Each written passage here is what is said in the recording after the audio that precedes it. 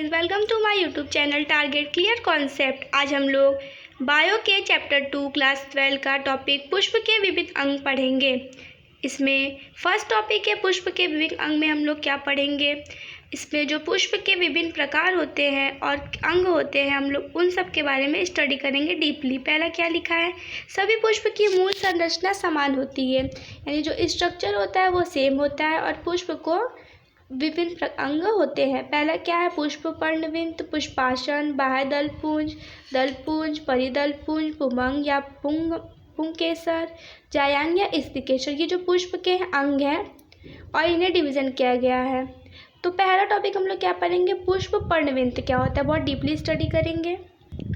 पुष्प पर्णविंत, पुष्प का डंठल जिससे वह तने से जुड़ा रहता है पुष्प पर्णविंत कहलाता है, यानी पुष्प का वह डंठल का भाग जो तने से जुड़ा होगा वही क्या कहलाएगा, पुष्प पर्णविंत कहलाएगा। जिसपे विंत उपस्थित होगा वो सविंत्र कहलाएगा और जिसमें विंत अनुपस्थित होगा वो अविंत कहलाएगा। ये बोर्ड में 1 नंबर में पूछ सकता है, तो इसे स्टार टॉपिक कर दीजिए। नेक्स्ट टॉपिक है पुष्पासन। पुष्पवृंत का शीर्ष फूला हुआ भाग पुष्पासन कहलाता है। पुष्पवृंत का शीर्ष फूला हुआ भाग जो होगा वही जो ऐसे गोल सा स्ट्रक्चर होता है, इसी को क्या कहेंगे हम लोग, पुष्पासन कहेंगे। नेक्स्ट टॉपिक हम लोगों का क्या है, बाह्य दलपुंज। यह पुष्पासन पर पुष्पांगों का सबसे बाहरी अर्थात परिधि की ओर का चक्र होता है, इसकी इकाई को बाह्य दल कहते हैं। यह पुष्पासन पर पुष्पांगों यानी बाह्य दलपुंज का बाहरी अर्थात परिधि की ओर का चक्र है, इसकी इकाई क्या कहलाएगी, बाह्य दल कहलाती है। अब दलपुंज पेटल्स क्या होता है, यह बाह्य दल के पश्चात अंदर की ओर दूसरा पुष्पांगों का चक्र पुष्पासन पर स्थित है, इसकी इकाई को दल कहते हैं। इसकी इकाई को क्या कहेंगे, दल कहेंगे। मैं जितना टॉपिक बस बता रही हूँ और जितना मैं लिखी हूँ बस उतना आप लोग लिख लेंगे तो आप लोग को बोर्ड में एकदम परफेक्ट नंबर मिलेगा।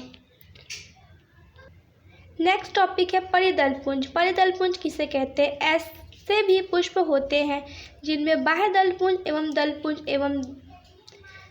दलपुंज में स्पष्ट नहीं होते हैं, इसलिए इसे परिदलपुंज कहते हैं। मतलब कोई पुष्प है, अगर उसका दलपुंज और बाह्य दलपुंज दोनों में डिफरेंस आप नहीं पता कर पा रहे तो वो क्या कहलाएगा, परिदलपुंज कहलाएगा। बहुत सिंपल लैंग्वेज है।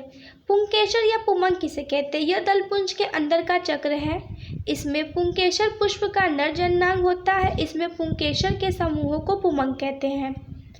यह दलपुंज के अंदर का चक्र होता है।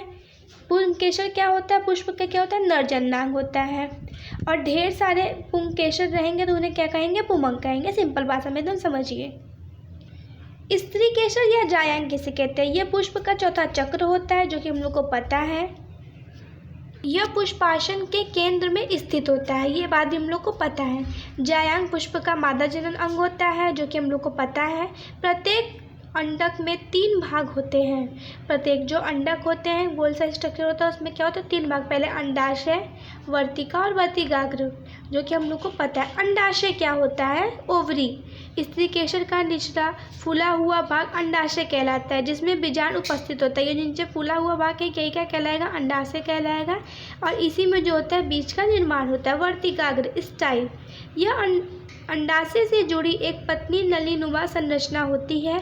इसका मुख्य कार्य वर्तिकाग्र को ऊपर की ओर उठाना होता है। इसके ऊपर एक ऐसी पतली सी नली लाइक स्ट्रक्चर होता है, उसे क्या कहेंगे, वर्तिकाग्र स्टाइल कहेंगे। अब वर्तिकाग्र क्या होता है, स्टिग्मा शीर्षस्थ अग्रस्त छोर पर स्थित होता है। शीर्ष के अग्रभाग पर जो स्थित होता है उसे वर्तिकाग्र या स्टिग्मा कहते हैं। अब हम लोग फिगर समझेंगे मादा जनन अंग का या फिर स्त्रीकेसर या जायांग, कुछ भी बोल दीजिए। देखिए ये जो अंडाशय का फूला हुआ भाग है स्त्री जनन अंग का, इसको क्या कहेंगे, ओवरी कहेंगे। ओवरी के ऊपर ओव्यूल यानी कि बीजांड रहेगा। ओवरी मतलब अंडाशय, स्टाइल मतलब वर्तिका और स्टिग्मा मतलब क्या होगा, वर्तिकाग्र। अगर आपके बोर्ड में आएगा तो आप स्त्री जनन अंग के भाग के बारे में तो आप ये तीनों टॉपिक लेके फिगर बना लेंगे तो आपको पूरा टोटल कंप्लीट नंबर मिलेगा।